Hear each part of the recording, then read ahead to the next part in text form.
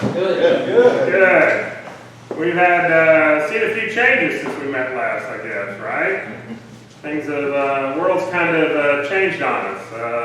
There's a new normal now that most of us are trying to figure out and how that works. So we appreciate you guys coming out tonight and being a part of this and continuing to be a part of this. We appreciate the leadership that's actually been, continuing to lead. We appreciate Andy for continuing to push us and keep us on track. As most of you are probably aware, it's kind of hard to keep people on track when you can't see them face to face, and everybody's kind of tired of the Zoom meetings anymore, I believe. Nobody really wants to do that anymore because we all know nobody's wearing pants when you're on a Zoom meeting.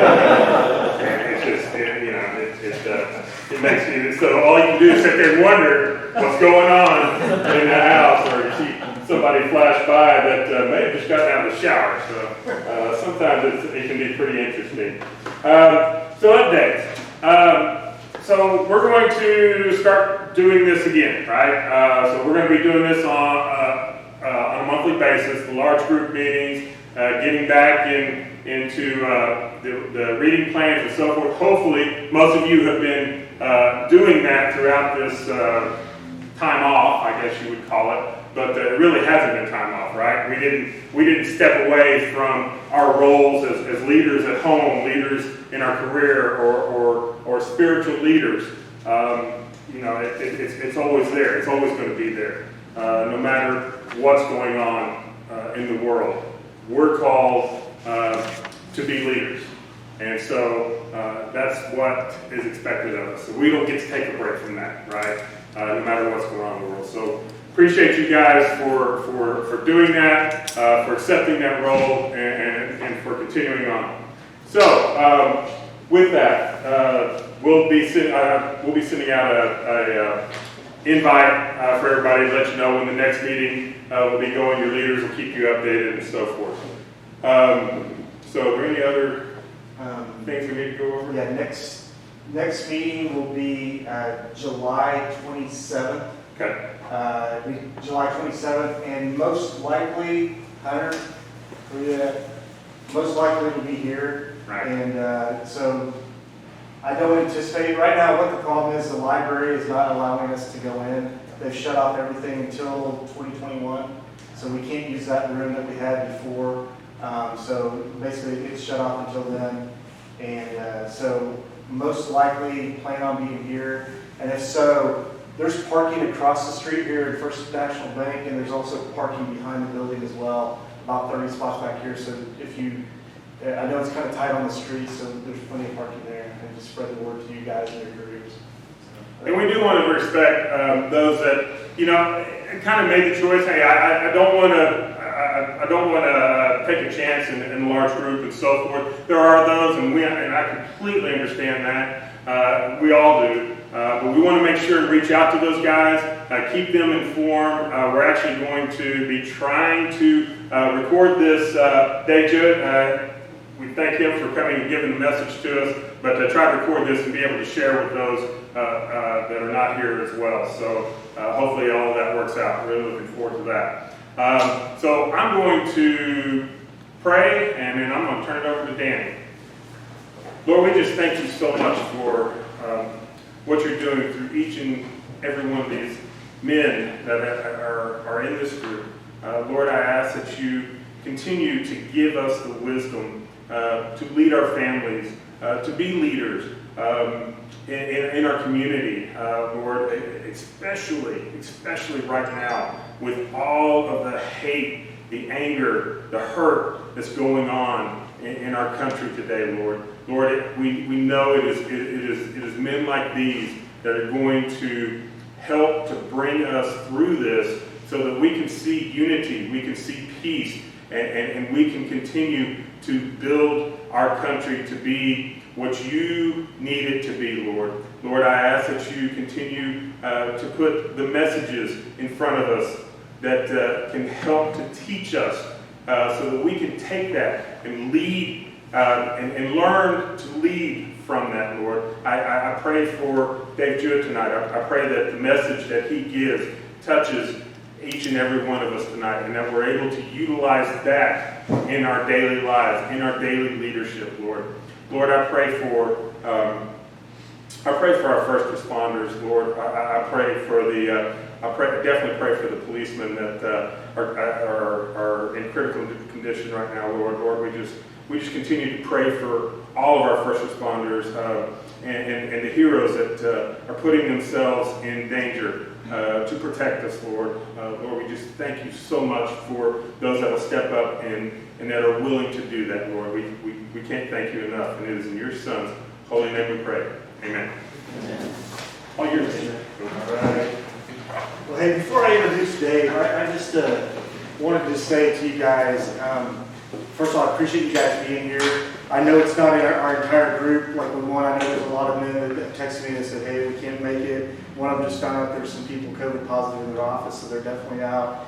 And so I know it's like Jeff said, different times, but I just want you guys to know this group, like I said, when we picked this group, it was picked specifically because we were looking for leaders. We were looking for men that we knew were leaders. And right now, honestly, this is our time to step up and shine. I mean, this is where people are looking to the leaders. What are we going to do? What's our next step? You men in your jobs, in your families, wherever you are, step up, be that man.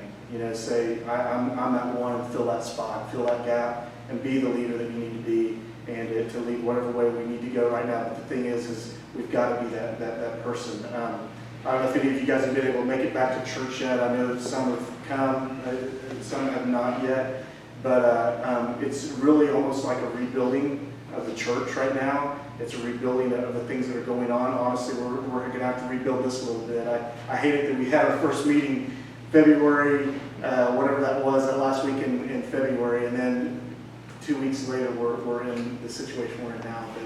But I can't thank you men enough for sticking with us, sticking through us through the Zoom calls. I'm tired of Zoom as well, but I wanted to make sure I kept you guys connected, and I think it's really important that we do that. So with that said, I want to introduce a friend of mine, and honestly, I owe Dave Jewitt a lot.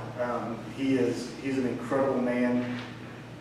This is honestly a highlight for me to be able to introduce one of my friends to you all. I know Dave's going to share his story a little bit. I think he probably will. But Dave, many years ago, was actually working at American Airlines in Tulsa. He did a lot of mentoring of men, and he ended up going into this full-time when a group of men approached him to say, hey, could you do this full-time for men? And he has touched so many lives. And I'll be honest with you, it's not only my life, Toby Joplin's life, but I can tell you that the governor of our state, he's been touched through this. He went through Man Amongst Men with the very first group we did, and I was fortunate to be a part of that group as well. Bill Blankenship, another well-known name in town, and I know you've had numerous ones that I can't even go through, but most notably, one of them, Glenn Keane, the Disney animator that created, help me out, Beauty and the Beast, what else? Little Mermaid. Little Mermaid. And he took him through, and he'll explain what his program called Your One Degree, but he's mentored him and many men literally all over the globe. It's not just in Oklahoma, just not in the United States, but literally he's ministering to men all over the globe. Had some trips that had to be canceled to Africa due to COVID and things like that. But I know he travels all over. In fact, he's going to be in Colorado Springs at Compassion International in 2 weeks, I think he said. But anyways, it's a great honor, honestly, to have him here. Like I said, I can't thank you enough for all that you've done for not only me, but all the men in our city and our state and our world. And I can't wait for him to share what he has to share with you guys. So with that said, Dave, I'm turning it over to you. Okay. It's all yours. If anybody wants to move up a little bit, I don't spin too much when I speak, but we move this up a little bit. Okay. Does it work? That works perfect. Okay, we got a little hands out.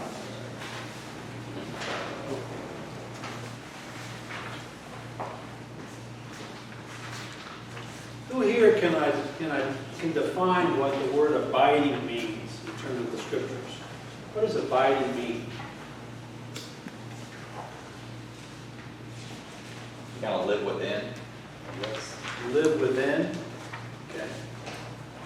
So when I was in my 20s, I never got a good answer to that. Because John 15:5 says, "If you abide in me, and my words abide in you." And so I kind of really worked on trying to figure that out. And what I'm going to share with you tonight really feeds into that. Abiding is, for me, it's being aware of His presence, being surrendered to His will, and being seeking His guidance throughout the day. You know, I think we oftentimes forget why God made us. He made us for fellowship with Him. He could have just made us one of the animals, but He actually gave us a soul and gave us a mind that allows us to communicate with Him. So you cannot over-communicate with the Father. My wife oftentimes tells me, you really can't over-communicate with me. Matter of fact, you tend to under-communicate with me a lot.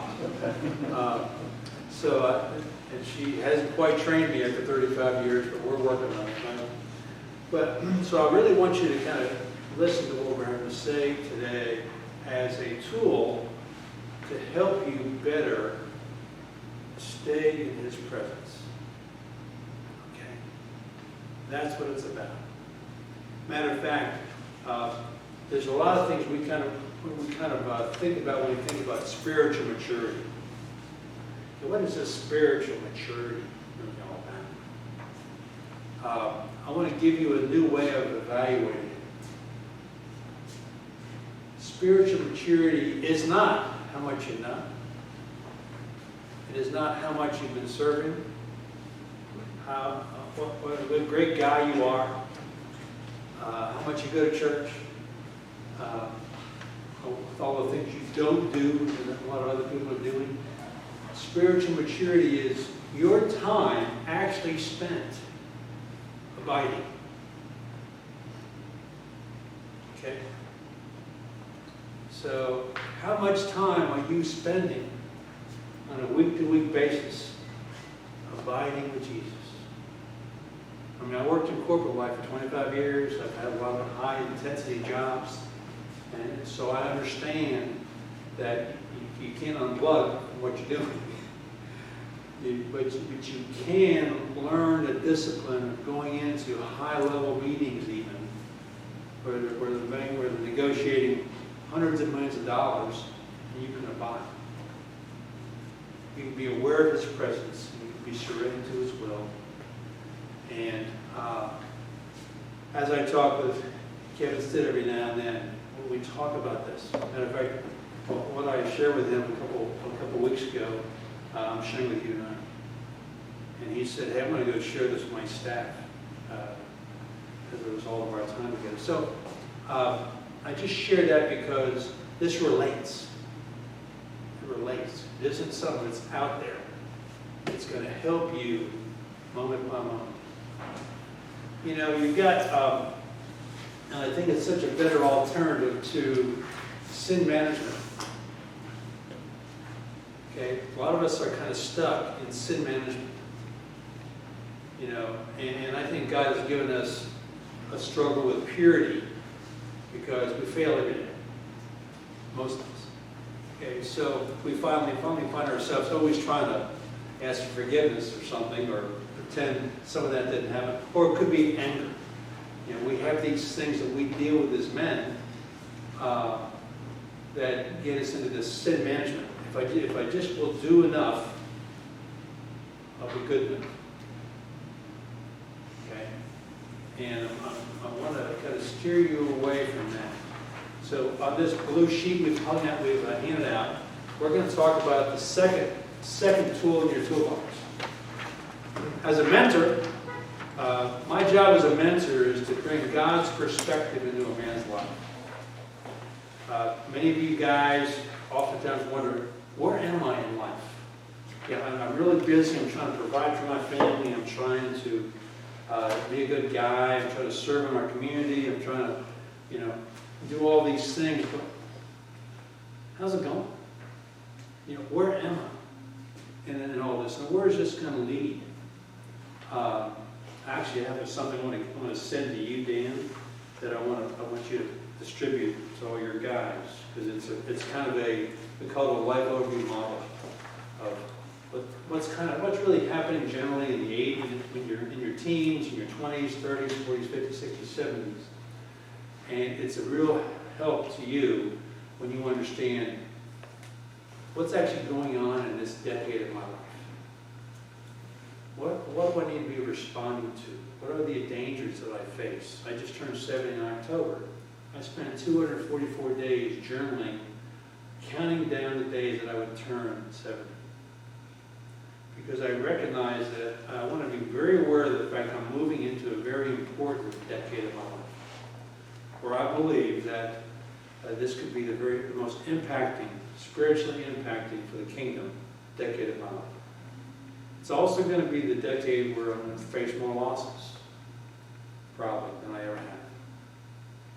So if I'm not making an impact, if I'm not engaged with what God has me to do, those losses can sideline. And one more thing before we get started in this is that George Barna, who does a lot of research stuff, he says that only 20% of pastors finish it. In other words, they kind of plateau out at some time. They kind of run out of gas. 30% of Christian leaders finish one. So if that's the case, guys, where does that put us? I've talked to 3,000 men over the last 15 years, and I've asked them if they personally knew 5 men that they could say finish well, or were finishing well. In other words, they knew who they were, they knew what God had given them to do, and they did it with passion until they died. Okay. I wonder how many of you have fathers who have done that. Okay. I have a father who did that. And he died at 93, and we like to say he died with his hair on fire. Okay. He was passionate about who he was. This is a tool in your toolbox that's going to help you finish well. Okay? But I guarantee you, when I started learning about these statistics and talking to all these men, oh, by the way, of the 3,000 men that I asked, 3 men have told me they knew 5 personally. And less than 100 knew 1. So the question is, where these guys go? They used to inspire them when they were younger. Most of them ran out of gas. Okay. I don't want mighty men, any of you, to run out of gas. But you're going to have to be very intentional to start to accumulate some tools in your life toolbox that are going to help you on a day-to-day basis, at work, at home, every arena you're in. So with that said, let's start with this. Okay. I've learned this kind of the hard way, but so when you leave tonight, maybe you'll be glad to get out of here because you just have to listen to me, but you're getting in your car, your truck, and you're starting to exchange data in your head about the day, how the day went, what we did tonight, what you got tomorrow, what you're going home to. You're exchanging information, right? But somewhere along the way, you may start to have a negative emotion kick in, where you're starting to worry about a conversation that you know you need to have, or a situation that you're in, or a concern or worry that you have. Now, here's what happens. I guess I'll try to draw this out. And it's on that second tool on your handout. So, here's what we oftentimes do. I recognize that I'm getting frustrated or I'm worried about something. So maybe I'll even pray about it. Lord, would you help me with this? Can you guys relate to that? Huh? Have you ever prayed about something you're concerned about? Okay, so you pray about it, right? And I don't know about you, but sometimes it gets worse when I pray. Then I'm actually starting to get spooled up. Now I'm even more worried than when I first started. Okay, but here's what I want you to get. Remember, it's about relationship. Okay? When I have negative emotions, I want you to think about using your negative emotions, fear, anger, frustration, confusion, anything that you can think of. And it can come as simple as your wife is running late and you're sitting in the car waiting for her. And you hate being late. Like it oftentimes happens at my house. Okay? So as the blood is starting to boil a little bit, I'm asking the question, okay, Lord, what is it that you want me to trust you for right now? Now, what do you think happens when I ask the Lord that question? Guys, what do you think? What changes when I ask the Lord, what is it you want me to trust you for here? Calms you. Huh? Calms you down. Well, that's one of the results. Yeah. Take focus off why you're doing it. Yeah, and you're also, now you're starting to acknowledge that God cares. God's in charge. He maybe even brought the situation onto you because he wants to remind you, hey, I'm here. And I'll tell you what, when I have done that in that particular situation, I have avoided all kinds of grief because I've avoided spouting out off on something. Now we have another problem. Okay? So, whatever it is you're facing, what would happen if you actually learned how to harness or use your negative emotions, which you're going to have in the next 2 hours. You will have a negative emotion hit you. Okay? What would happen if you use that as a catalyst to go right to the Father and say, what is it you want me to trust you? Now, see, I've been 15 years ago, I was challenged by these men to go do this ministry full time. Well, they also said, we don't think you need to charge for it. Oh, okay, that's going to be interesting. How's that going to work? They didn't tell me that. About a month later, they came around and told me, yeah, we're going to fund this thing. But they let me stew for about a month on how we're going to make this thing happen. But along the way, also for 15 years, oftentimes month to month, I don't always know if the money's going to be there. And it always hits me when I'm driving. So I'm driving along, I'm thinking, next month doesn't look like there's going to be enough in there to get by. So I used to stew on it.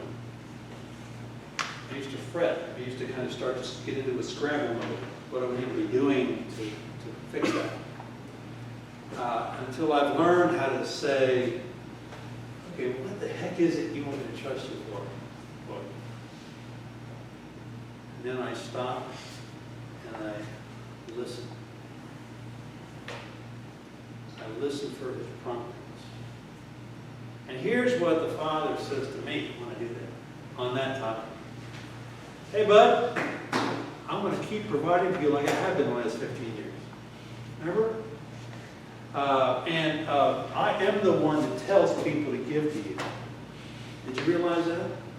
And by the way, if there's something I want you to do about this, Do you not know that I will tell you? I don't want you sending emails, finding out meetings, making phone calls, unless I tell you. Otherwise, you're just wasting your time. You're trying to make it happen. You're taking your eyes off of me, and you're taking your dependence off of me to make it happen. Any of you guys relate to this? Raise your hand if you relate to this. Okay, well, I'm not wasting my time here. Good. So here's the plus side of this is you grow in your confidence that God gives a rip about your day-to-day. I believe that most men in the workplace feel very alone. They feel like, I got to make this happen. I got to survive here. I got to accomplish. I got to get promoted. I got to provide. And they feel like they're on their own. If they're really honest with themselves. So if that's how they're feeling day in and day out, they become reactors. You're just a reactor to the demands of your environment. Well, if you spend all day, every week, just reacting to the demands of your work, of your life, what's the likelihood that you're going to lead your family when you get home?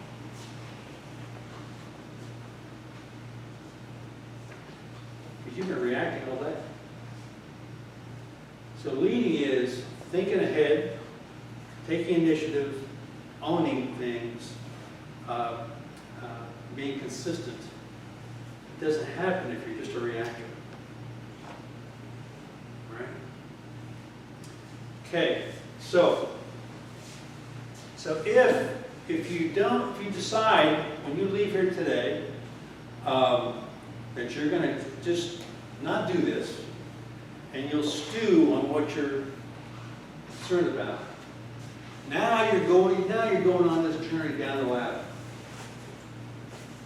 Okay? And here's what happens. As soon as you do step 1, you go to step 2. Now you're burden bearing. You're carrying the burden. So you're carrying a burden about these things that are on your heart that you weren't intended to carry. God doesn't intend you to carry it. You may have to do something about it, but He'll guide you. He'll give you the strength to do it. He'll keep you from doing some stupid things like we often do. I've been actually thinking about writing a book, how to avoid the next stupid thing. My next stupid idea. Because I've had plenty of them. But we take on burdens. So what's happening to, I think, a lot of you guys, maybe all of you tend to accumulate burdens.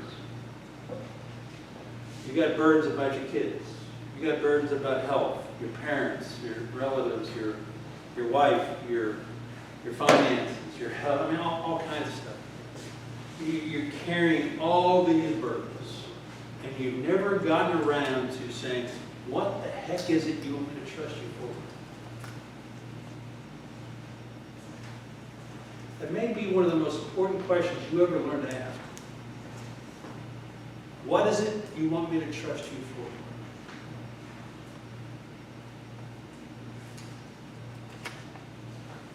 Hebrews 11:6 says, without faith or without trusting, it's impossible to please God. We focus a lot on trying to please God and do things when what He wants us to primarily do is to trust Him. So anyway, whenever we don't trust, we start carrying burdens, and mercifully, it doesn't feel like mercy. The next step is weariness. Now our body is starting to say, Uncle, I'm not going to let you sleep well anymore. Or you're going to have muscle problems, or joint problems, or stomach problems, or any number of problems. Now, none of you have any of that, right? Okay. And you can, like, maybe you can medicate for it. But guess what? Just medicating it keeps you from getting around to asking the question. Okay? So, step one, you pray but not trust. Step two, now you're burden bearing. Step three, now you're getting weary. Your body is starting to send you a message. Step four is discouragement. Now it isn't just kind of a casual discouragement that you have. You're really starting to get discouraged. You're losing hope. My guess is every one of you here are at step 4 on something. Okay? Your marriage, your children, your work, business, friendships, and at least one of those things. Am I wrong? Okay? Or the people you know are at step 4. Well, if you stay at step 4 long enough, here's what happens. Well, let me say this first. The answer, as you're going down this ladder, is always to go to the Father and ask Him, what is it you want me to trust you for? And I love what you were sharing earlier, about the COVID thing and all the race stuff. I love that verse in Psalms where David says, though the mountains slip into the heart of the sea, I will trust you. I mean, imagine that. I mean, we kind of breeze right past that verse. But if Tulsa Mountain, okay, that's some mountain, slipped into the heart of the river, or we had earthquakes all around us, or buildings downtown fell over, would your first reaction be to trust? Or would your first reaction be to panic? Has your first reaction in this COVID thing to be overwhelmed by what's going on, and discouraged, and defeated, and feel hopeless? Okay, I think a lot of us have felt that. Or are you becoming a mighty man? And your first reaction is, God, I know you got this.